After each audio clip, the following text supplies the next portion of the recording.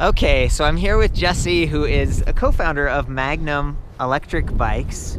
And, you know, we came up here on sort of a wild goose chase because I've been to Salt Lake City, Utah. This is where their headquarters are a couple times. And this place is just amazing. Look at it. It's beautiful. The backdrop, the mountains, it's such a beautiful place. Natural History Museum, really cool stuff. And I was like, Jesse, do you think we could find that place? We finally got here. It took a minute. We got here. High five, buddy. We did it. Awesome. And you know, so today I've been looking at the Premium from Magnum. This is like a higher end folding electric bike from you guys. And before we were looking at the Classic, a little bit more affordable. Do you remember the price point? I think this one's like $18.99. This is $18.99 versus the $12.99. $12.99. There's a bit of a jump, but I'm going to try to explain why and just go through this thing with you guys. You know, I've reviewed a bunch of folding electric bikes, and it seems like they're good for people who maybe have a boat or in an SUV. We took your SUV to get up here. We did. We fit both bikes in the back with room to spare. We could have maybe fit even three just in the trunk without even folding the back seat down. So yeah, that's awesome. And you know, the thing about that is, you know, one of the call outs before I even get in here, no quick release on either wheel. But then again, you've got these nice aluminum fenders, and sometimes when you do quick release, the fenders get all bent up, and then again, the whole thing folds. And so I don't want to beat that point to death. I thought it was really interesting that this bike tends to be a little bit like tougher by design. The wheels aren't going to come loose as easily. It's not going to get stolen as easily if you park outside, and they're not going to you don't have to worry about spokes getting bent and coming out of true. This is cast aluminum. Sometimes people call these mag wheels, but I don't know if they're actually magnesium in this case, but they blend in really nicely. Black. And speaking of colors, it comes in several different colors. So this one's like gloss white with blue accents, and there's also kind of a matte black with blue accents, and I think there's black and orange and white and orange too. So, you know, quite a few color combos to choose from, which is neat. Also, two different frame types. So this is actually my favorite. This is like the deep step through. In Europe, sometimes they call it like a wave. You can come to this thing and just like boop, and you're like right over it, no problem, easy to get on. And I think that's key because, you know, this does have a rack. And depending on how you're using it, like if you got a little day pack back here, a little trunk bag, and maybe a pannier on the side, you don't get quite the height of like full-size bicycle racks because these are 20-inch wheels. They're not 26 or 29. But I think it's still a very capable rack, and it says max weight 25 kilograms. That's about 55 pounds. You got the spring latch here. We've even got lights. I love that it has lights on the front and the back, and that you've got reflective sidewall stripes on the tire. This color is also going to be more reflective, so if you're someone who's kind of safety oriented like me, this would be a good color. Always the helmet. Always got the helmet on.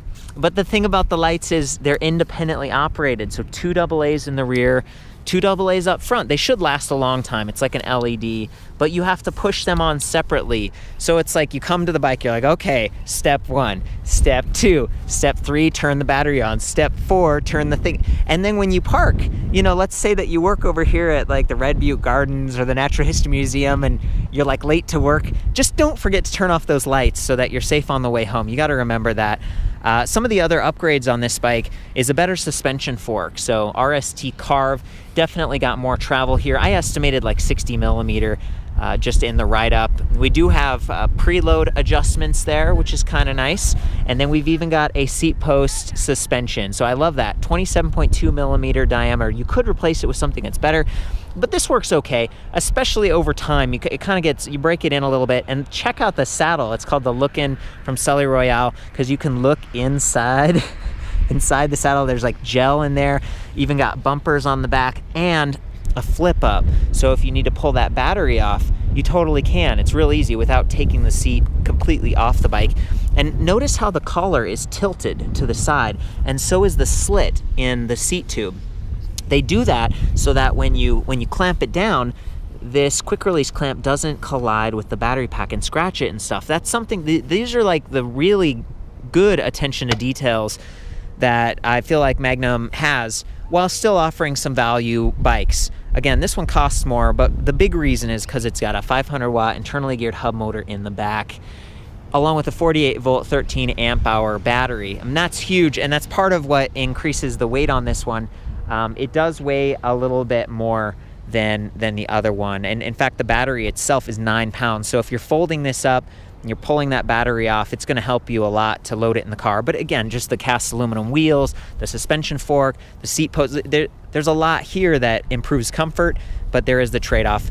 I wanted to call out that some of the cables are internally routed, which is nice. There's actually a spring in the middle here that kind of helps it during the folding and unfolding. This is the cadence sensor, and it's also sort of internalized. You don't have a big disc with magnets exposed to getting kicked or getting dirty. It's all right inside there, and they're very responsive.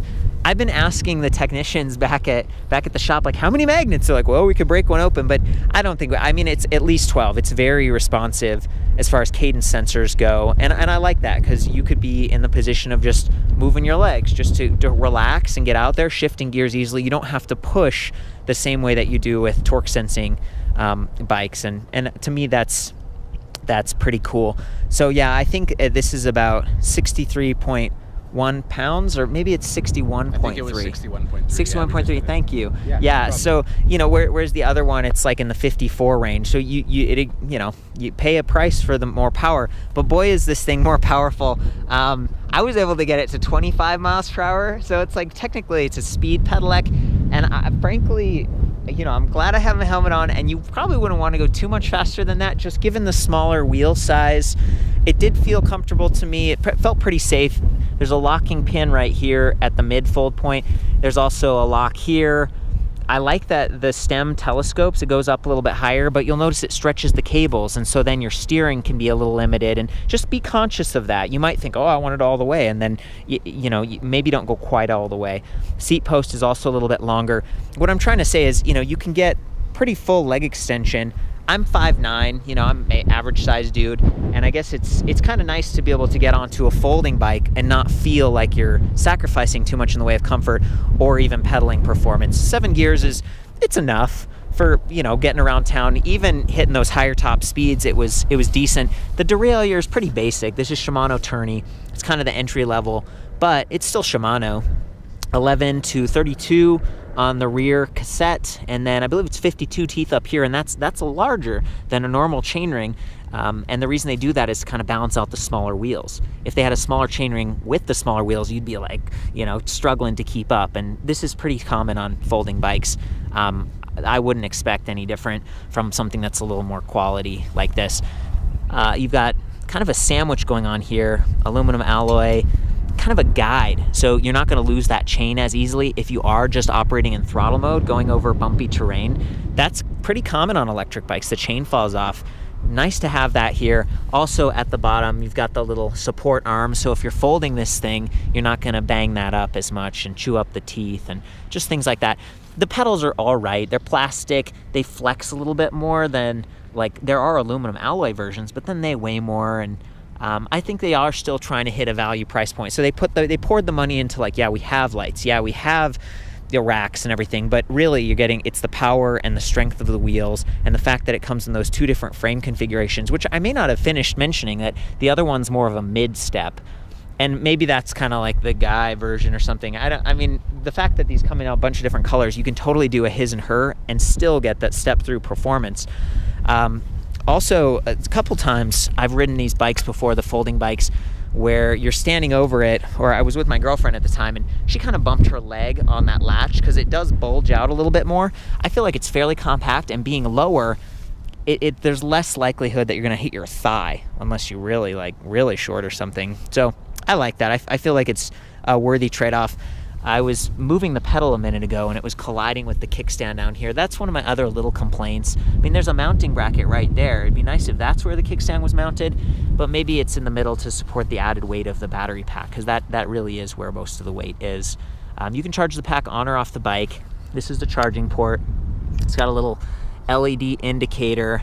You do have to leave the key in while riding, and for me that's always been a bit of a complaint, because it's like it could jingle around if you have a keychain going on. I usually take all the keys off and then just leave the key in, and in this case your legs are mostly up here, so I don't think you're going to bang into it, and it's about security. And this is it's kind of a more generic battery casing, but it's a good one. It's aluminum, it's pretty strong, it slides on pretty easily, on and off. And by doing that, by using a more generic case, I think they're able to save some money. And frankly, the fact that they tied it in a little bit, some of the color matching is nice. It's nice that it's not just a big silver thing that doesn't match anything. That's, you know, a good plus. And check it out. USB, like a 5-bolt female charging port. Okay, I missed that when I was looking at the other bike. I was like, oh, no USB. I haven't used it myself a whole lot, but on the other hand, if you have a little bag back here, like a little trunk bag, and you've got a USB here, you could do like a 90-degree adapter from Amazon, and you could charge your phone, you could charge your iPod, you could charge your whatever. I love that. And speaking of chargers, this is what it looks like. Check this thing out. It's like 1.5 pounds, 2 amps, really small. The bike, when you get it new, it comes with some tools and everything, and I think this one actually has sort of the metal end, so it's pretty tough. If you step on it or drop it or something, it should hold up. It's 2 amps, so I think they estimate 6.5 hours for a full charge. That's because the battery capacity is much higher on this, so you're going to take a little bit longer to get it filled, but I think you're going to get good range, especially if you pedal with the bike and if you use pedal assist. Now that's the other really interesting, fun part to explore on this bike. I was going to jump in. I think the only other thing would be the grips here. This is, ergonomic. They're the stitched kind. Gives you something a little bit bigger to hold on to, and I like that. And the grips too, or the brake levers. These are Tektro, so it's definitely an upgrade. They both have motor inhibitors, so as soon as you activate those, the motors, now you're not going to be fighting that 48 volts of power. You're cutting all the power. A little bit of a rubberized edge, and oh yeah, we got the bell. We got the bell worked in. I really appreciate that. I might have skipped the brakes. These are mechanical 160 millimeter Tektro Novella, front and rear. The other bike that they sell, the Classic, doesn't have a rear disc brake, so the braking isn't going to be maybe quite as powerful. This is a nice upgrade, and they really don't take too much space, so you can still reach the controls here. You can still reach relatively. This is the one area. There's a little bit of a stretch going on here to get to the throttle. But not bad. Again, the fact that it has a throttle. So we're down here, we've turned it to on with the keys. Come up here, press the power button, and you can see the display coming to life. It's not removable, but it is a really nice looking display, and it's somewhat compact actually, and it angles, adjustable angle. You can pivot sort of forward and back.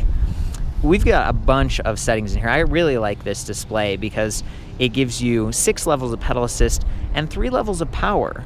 Okay, so you can actually try to extend your range and maybe reduce the amperage that's flowing on this. By the way, I think this has 9 MOSFETs in their controller, so it's able to handle a little bit more power, as well as maybe peaking out at 14 amps versus like kind of 10 on some of the other ones. So that's the 36 volt versus the 48. You really do get extra power. So anyway, being able to control the extra power is nice too, to extend your range. In the middle, we have speed set to miles per hour. And then down here, it's really easy to go through with the set button. You got trip 1, trip 2, time, odometer, kind of everything. Over here, voltage, and then 5 ticks on the battery infographic. I'd like that to be more like percentage because it's more accurate, or precise, I guess is the right word. But that's standard. That's something you see on a lot of bikes. And then it's just plus or minus, literally.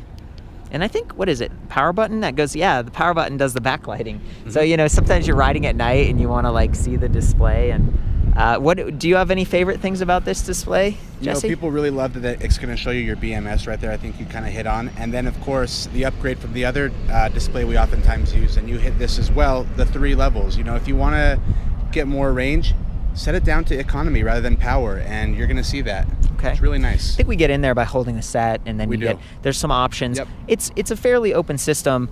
And the BMS, I guess I should back up there. So I'm complaining about only 5 ticks on the battery, but you do have voltage, and over time you can sort of learn like this voltage means full, yes, this voltage means less full. So it's a little bit, there's more tinkering, but I actually think that's what a lot of these systems use to measure percentage. So, absolutely. Yeah. You're right on. That's pretty sweet. I think we've gone through that. I talked about how it can be swiveled a little bit. We've got the cockpit looking good. The only thing is, a lot of these bikes are water resistant and stuff, but if I was parking at a rack, just trying to kind of keep that nicer. And again, it's a folding bike. Maybe you bring it in with you. So I might just hop on this thing and show you how responsive the pedal assist is real quick. Okay, we're on a road here. We specifically chose this place because the parking lot's pretty empty, and you know, you end up really zipping on this bike. So I'm gonna go down to 6. It's cool that it goes around like that. And then we're gonna do pedal assist.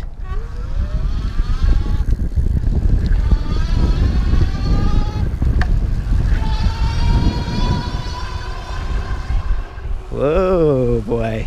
Hey, pretty responsive and pretty zippy. Like you probably saw, as soon as I started pedaling, it kicked in right away.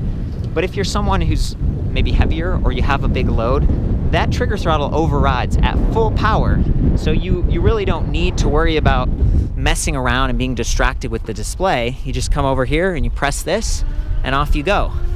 And I like that.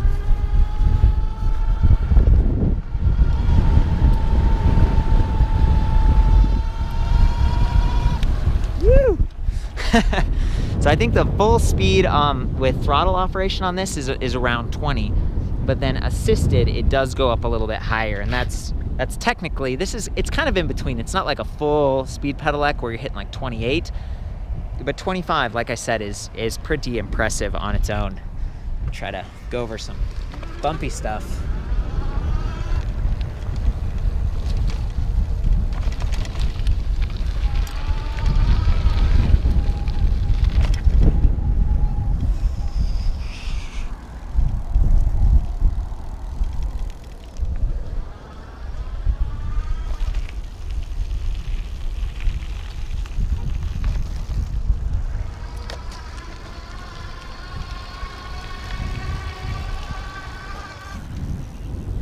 That upright body position I was talking about before. Really not having to lean forward or down too much, and for me that's a big deal, just comfort wise, my back and neck. Also, I just like this suspension fork works so much better than the other one. There's a lot more comfort, you know, and I guess the handlebars also seem a little bit straighter. Sometimes these handlebars are angled off a little bit, and this one's just aligned super well. Jesse, would you mind hopping on this thing? And absolutely. How much do you weigh? I weigh 235 pounds. 230. 6'3" I'm a big guy, you know. Is there a max weight on this thing, or? How dare you ask me that weight for it? This is a great example because it's a capable, you know. Yeah, you know, it's gonna be right around 240 pounds is what we've set the official the official max weight. And doesn't mean it's not going to support you if you're bigger, but you know, we have to cap it somewhere and still maintain you know, the warranty. So yeah, at 240 pounds, we feel like that's a good enough weight. And yeah, but it does have a lot of power. Well, again, if you're the person who's a little bit larger, you need the extra power, but you want the ease of getting on, it's neat that this step-through frame can actually accommodate a little bit more. So I'm gonna just jog around. You don't have a helmet, so be careful. Just be safe. I just wanted to show what it looks like. Yes. All right, here we go.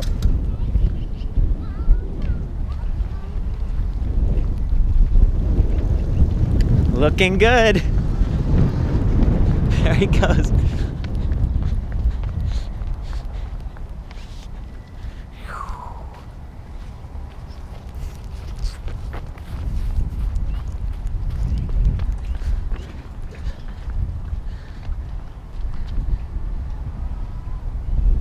Nice. Test. Keeping up with me, huh? Yeah, and good job with the brake test. Yeah, I like the disc brakes. They're just a little easier to pull. I think that's it, man. We covered it, yeah? Okay, guys, we're back at the car. This is the other bike. We got the Classic already stowed. I thought this was a great opportunity, kind of an important point to mention. We were gonna break this down so many times. I just dive right in and I like start, you know, doing stuff, and then you hit that throttle button and the wheel goes flying. Just be careful with that. I don't want to see someone get hurt. Jesse offered to help me go through these steps. So I think the first step is just to turn off the display up here. I guess you have to hold it for a couple seconds. Then down here, turn off the battery. You can go all the way to open if you want, and that would allow you to slide it off.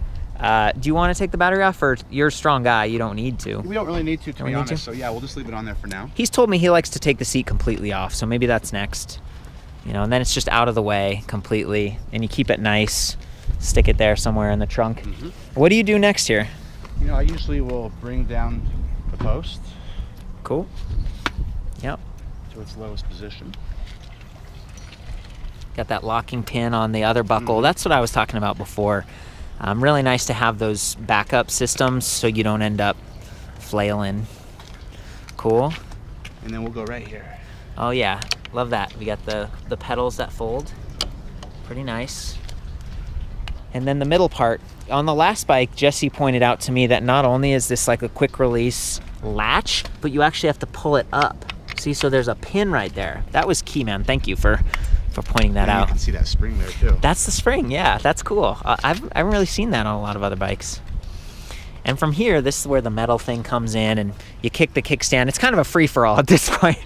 You just pick it up. And this has the handle too, right? Yeah. The handle right here. It actually does help a lot when maneuvering this thing into the trunk. Okay. Well, you're doing a great job. Nice. And we're done. Thank you so much. Sweet. Well, thank you for joining us on this little adventure and getting the good views. Jesse, thank you so much for Thank you. Helping me out. It's nice to get the official word on this, like the weight specs and everything, and to have a little help reviewing. I've recorded like reach, standover height, all the other details that I could find back at electricbikereview.com. Of course, please chime in if you have any feedback or questions. And I guess as always, ride safe.